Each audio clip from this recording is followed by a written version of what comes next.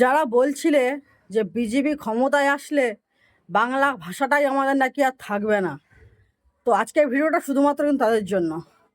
1 September থেকে সমস্ত সরকারি কাজে বা সব জায়গায় বাংলা কথা বলা কিন্তু বাধ্যতামূলক করে দিয়েছে আমাদের মাননীয় মুখ্যমন্ত্রী শুভেন্দু অধিকারী। তো দেখো মাননীয় মুখ্যমন্ত্রী কি বলছে, আগে ব্যাপারটা ভালো করে বোঝো, শোনো, তারপরে আমি বলছি। আগামী 1 সেপ্টেম্বর 2026 থেকে পশ্চিমবঙ্গের সর্বস্তরে আমরা বাংলা ভাষাকে বাধ্যতামূলক কার্যকর করলাম। ভারত সরকারের সঙ্গে যোগাযোগ সংক্রান্ত বিষয়ে আমরা বাংলা ভাষার সাথে হিন্দি ভাষাতেও চিঠিপত্র আদান প্রদান করব।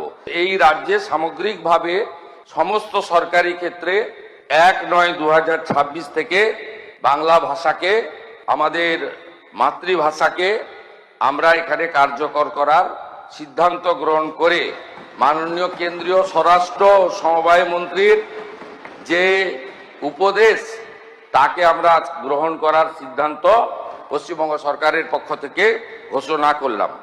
তোমরা শুনতেই পেলে, মাননীয় মুখ্যমন্ত্রী কিন্তু সব জায়গাতে বাংলা কথা বলা বাধ্যতামূলক করে দিয়েছে। এটা কিন্তু খুব দরকার ছিল। আমরা দেখবে বেশিরভাগ টাইমে ব্যাংকে হোক বা একটা বড় হসপিটালে যাই বা ব্যাংকে যাই বা কোনো বড় বড় জায়গায় কাজ করতে যাই, যেখানে এটা হয় যে আমরা যারা পারি তো ঠিক আছে, কিন্তু এরকম অনেক বয়স্ক মানুষ আছে যারা হিন্দি কথা বলতে পারে না বা ঠিক করে বুঝতেও পারে না, এবার তাদের সমাধানটাও ঠিক মতন হয় না। তাই এই যে কাজটা করেছে খুব ভালো করেছে, কারণ কি ব্যাংকের স্টাফগুলো খুব মানে কি বলবো, এরা একটু কেমন টাইপের হয়, এটা তো চেষ্টা করে না ভালোভাবে একটু মানুষদেরকে বোঝানোর জন্য যে অনেক বয়স্ক মানুষ আছে যায় বারবার এদের কাছে ঘুরতে হয়, হেনস্থা হতে হয়, কিন্তু এরা এদেরকে সঠিক সাহায্য দেয় না।